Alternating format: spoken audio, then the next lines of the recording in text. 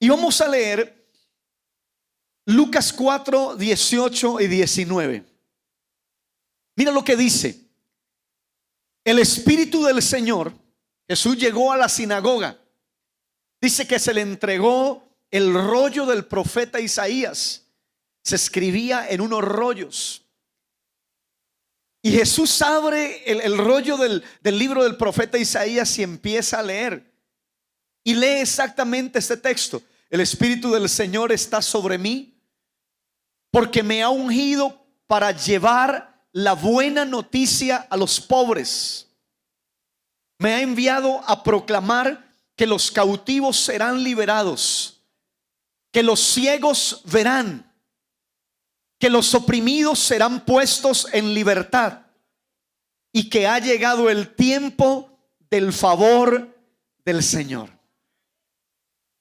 Y hemos estado hablando que es muy interesante cuando uno observa el ministerio de Jesús, cuando uno ve la vida de Jesús, cuando uno ve el mensaje de Jesús, tú te encuentras con un líder, con un personaje que es puro amor. El mensaje de Jesús, la vida de Jesús está llena de amor, de misericordia, de compasión hacia los demás. Lo que Jesús hacía en las calles, en las plazas, en las casas, era dar esperanza a la gente, era dar ánimo a la gente. Mira lo que estamos leyendo: buenas nuevas, buenas noticias para los pobres, sanidad a los que están con el corazón herido, libertad a los que están cautivos. Eran buenas noticias. El mensaje de Jesús era un mensaje lleno de esperanza, lleno de optimismo. Es tan interesante que Jesús captaba la atención aún de los niños. Dice que los niños venían corriendo detrás de él. Jesús era magnético. O sea, tenía como una atracción. Claro, era la gracia de Dios en él, pero era su mensaje, un mensaje que le daba ánimo a la gente, que le daba esperanza a las personas. Y toda la gente de cualquier clase social quería escuchar a Jesús. Cuando tú ves, por ejemplo, los evangelios, y tú te encuentras Jesús y la mujer samaritana, una mujer de la ciudad de Samaria. Y Jesús era un buen conversador, es decir, no era de esos cristianos que no podía conversar con las personas. Imagínate lo que le decía: era amigo de pecadores. O sea, Jesús estaba y brillaba donde había oscuridad. Estaba comiendo con la peor gente. Se sacaba fotos con todo tipo de personas. Jesús era accesible para las personas, para la gente. Y está conversando con una mujer de Samaria y empiezan a hablar acerca del agua. Están ahí frente al pozo de Jacob. Y Jesús se le revela a ella como el Mesías. Pero mira qué tipo de persona es ella.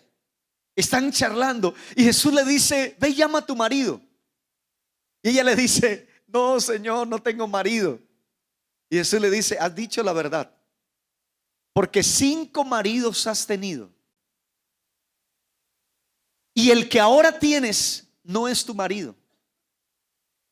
¿Han visto alguna vez esas películas que los asesinos en serie tienen la foto de la gente que asesinan y tienen una X? Esa señora tenía maridos. O sea, tenía la foto del primer marido y tenía allí una X, ¿no?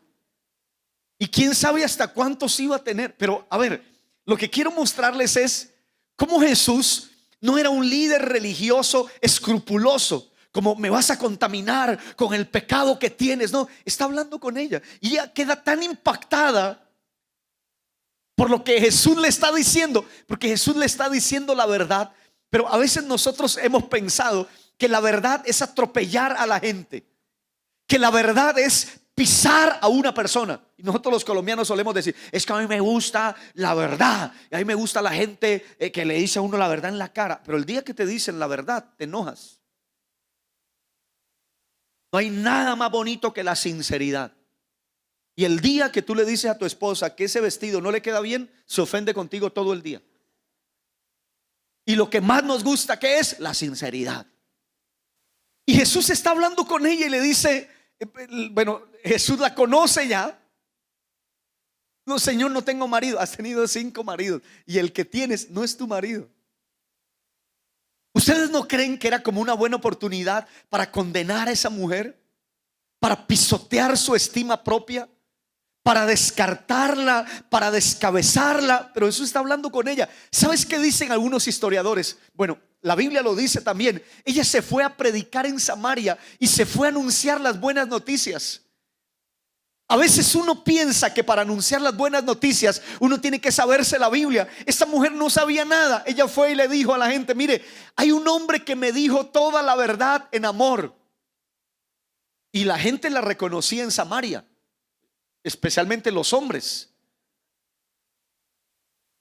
Ya iba en 6 maridos, créeme, la conocían en Samaria. Y ahora ella está hablando que un hombre le dijo toda la verdad.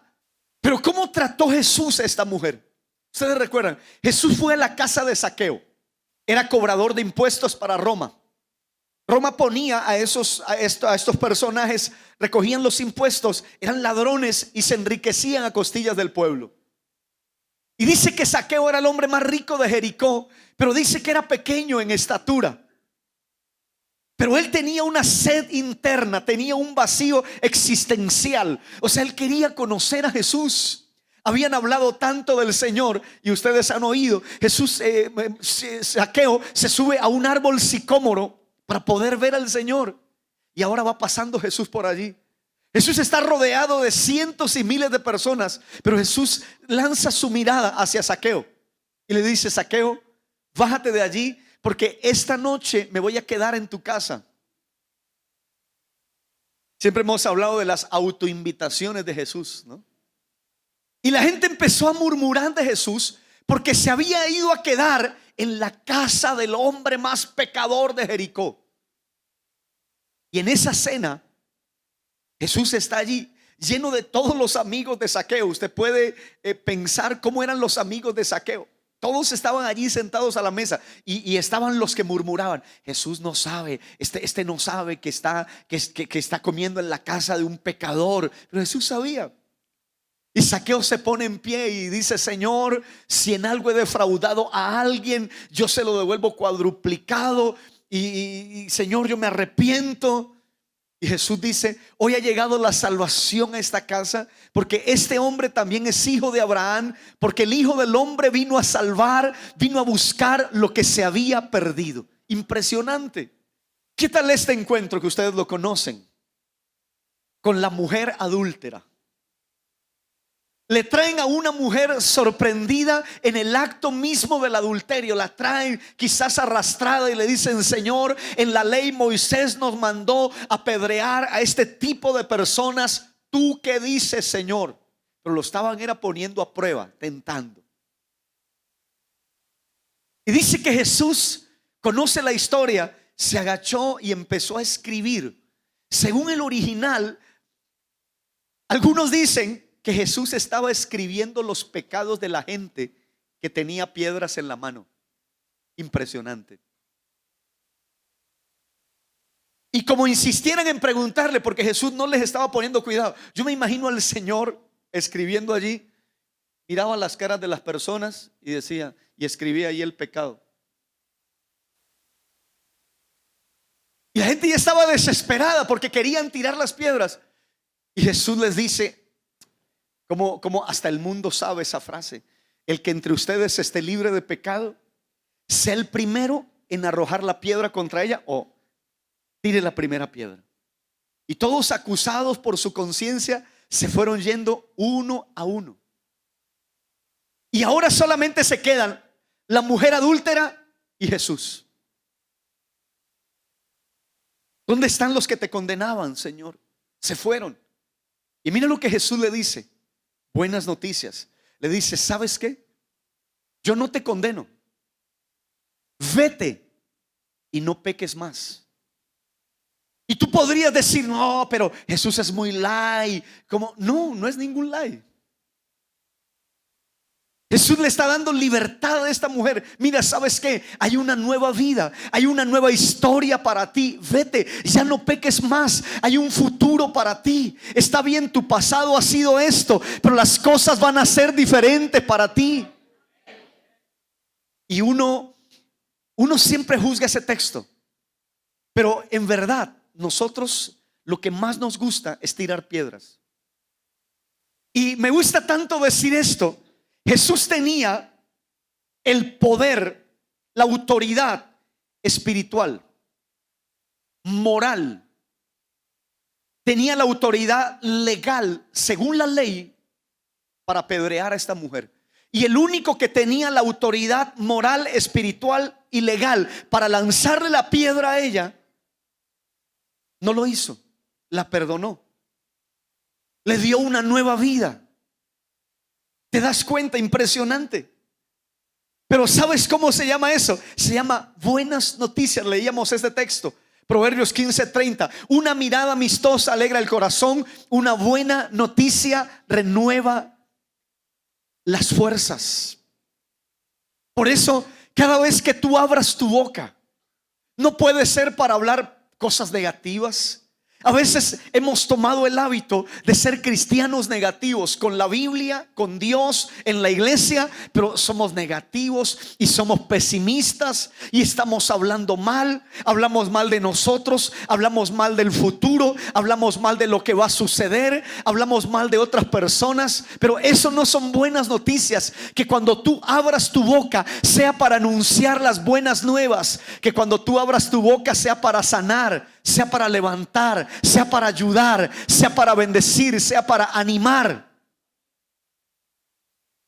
Si quieres ver días buenos, refrena tu lengua de hablar mal y tus labios no hablen engaño. Es decir, quieres que te vaya bien, entonces empieza a hablar bien. Mira, yo no veo a Jesús en los evangelios dándole garrote a la gente. Yo no veo a Jesús en la Biblia dando un mensaje tóxico. No veo a Jesús con un mensaje aterrorizando a las personas. No, todo lo contrario. Jesús lo que hacía era darle esperanza a la gente. Siempre estaba sanando, siempre estaba levantando, siempre ayudando, siempre libertando a las personas, siempre dando oportunidades. Y si somos cristianos, estamos llamados a ser como Cristo. Estamos llamados a bendecir. Estamos llamados a hacer influencia sana en un mundo insano, en un mundo enfermo. Somos portadores de buenas noticias. Que cuando tú abras tu boca sea para hablar buenas nuevas a tus amigos, a tus familiares, a tus hijos en la universidad, en donde quiera que tú estés. Que cuando tú abras tu boca sea para hablar buenas noticias. No necesitas saberte toda la Biblia para darle esperanza a la gente. La gente allá afuera no está esperando que lo condenen. La gente allá afuera está gritando en su alma: dame ánimo, dame una palabra de fe que me levante, dame una palabra que me anime, dame una palabra que me saque de esta adicción, dame una palabra que me saque de estos líos, dame una palabra que me bendiga. Y nosotros tenemos esa palabra. ¿Y sabe qué estamos haciendo?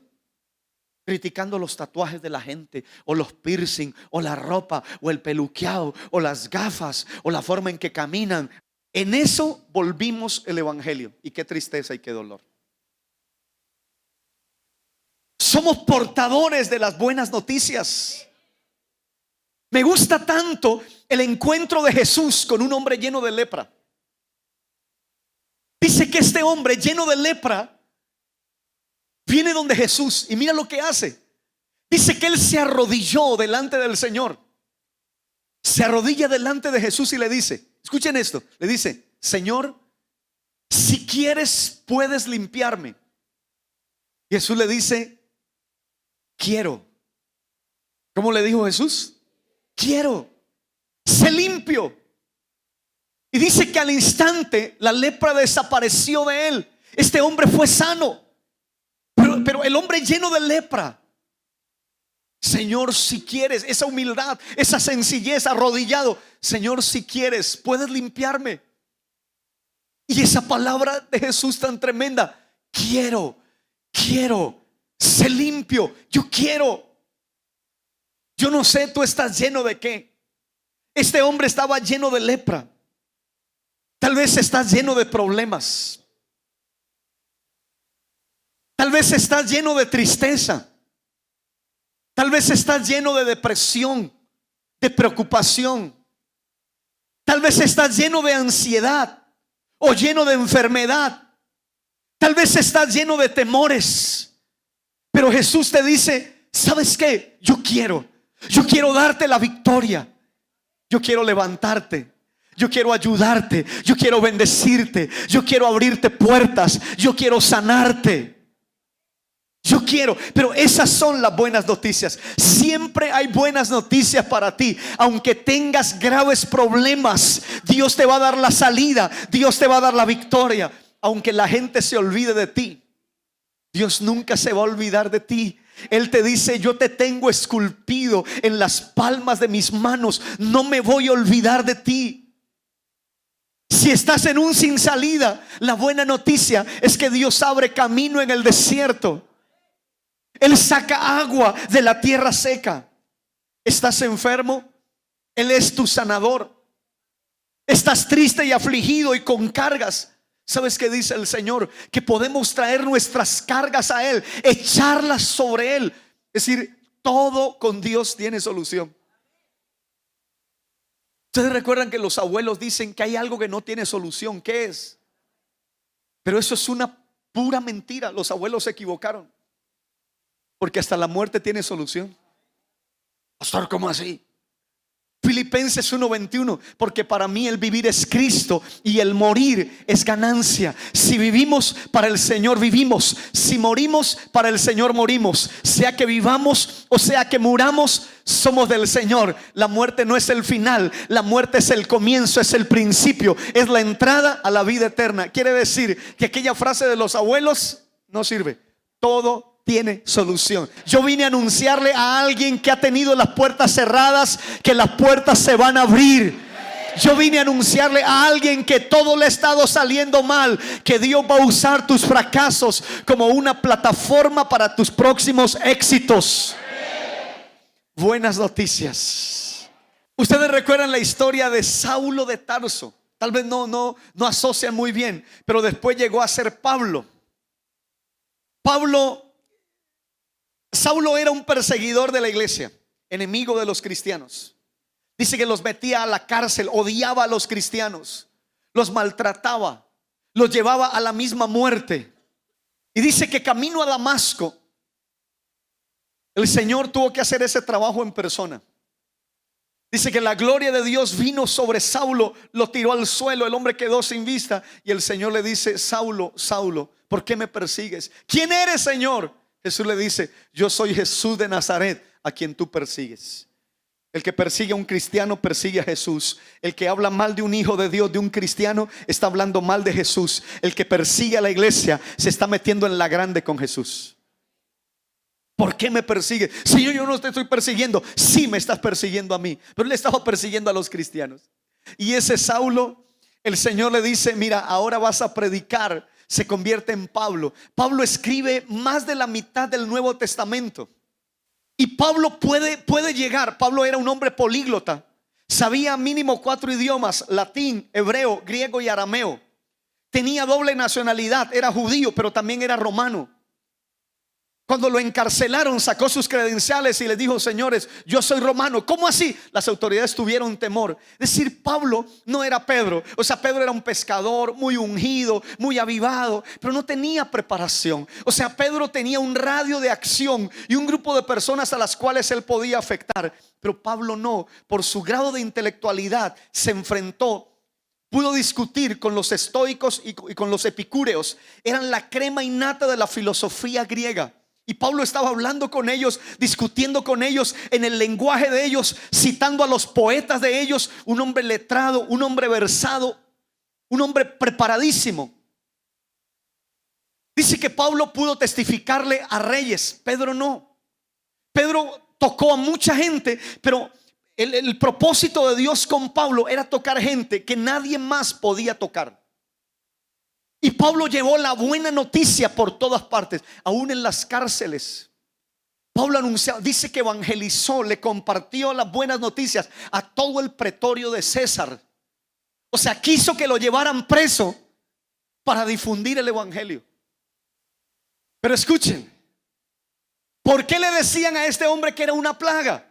Porque estaba llevando la buena noticia por todas partes. ¿Sabe cómo le llamaron a los cristianos del primer siglo? Dice, estos que trastornan el mundo entero. Pero a eso estamos llamados, a trastornar. ¿Con qué? Con las buenas noticias. Tú eres portador de buenas noticias. Dale esperanza mañana a tus compañeros de universidad, a tu familia, a tus amigos, a la gente que te conoce.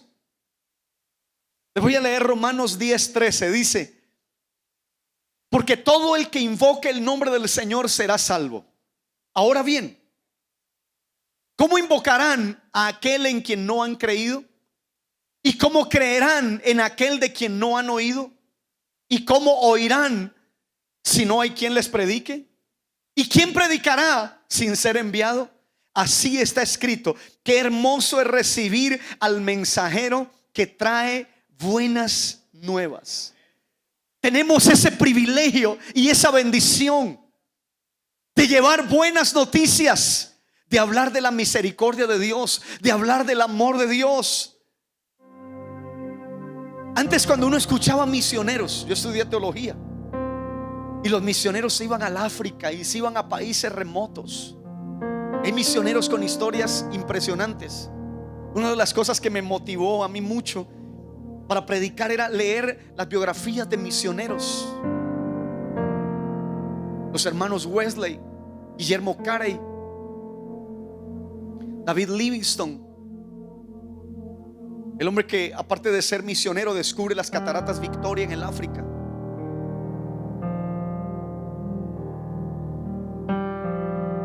Y uno dice misioneros es como ir por allá lejos. Y si yo les digo ¿cuántos van al África conmigo? La mitad levanta la mano. Y si yo les digo ¿cuántos nos vamos al distrito? No, pastor, yo vivo allá.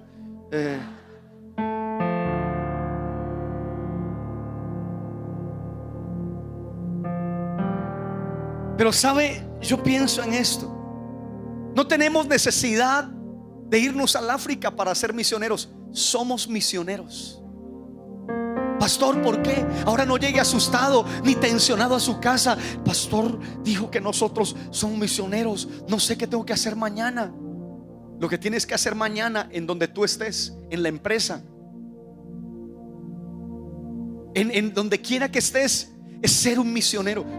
La sangre de Jesucristo te perdona, te lava, te limpia, y el Dios todopoderoso te da una nueva oportunidad, porque Él va a escribir la nueva historia de tu vida. ¿Te das cuenta? Siempre hay una salida, siempre hay buenas noticias. Aún en el desierto somos bendecidos. Aún en los días de oscuridad, aún en las tormentas somos bendecidos. Aún en los días más difíciles de nuestra vida somos bendecidos por el Señor, porque a los que aman a Dios todas las cosas nos ayudan a bien. Siempre hay buenas noticias y tú eres portador de esas buenas noticias. Cada vez que tomes un micrófono o puedas hablarle a tu grupo de fe en tu casa o en tu empresa, y que tú digas, pero yo no sé qué hablar, tú sí sabes de qué hablar. Del amor de Dios, de la misericordia de Dios. A veces uno se limita porque uno dice, si yo tengo que saberme la Biblia y las comas y los textos y los versículos. Que el regalo de Dios es vida eterna en Cristo Jesús. Eres el misionero que Dios anda buscando. Eres esa misionera para darle a la gente buenas noticias, para mostrar con tu vida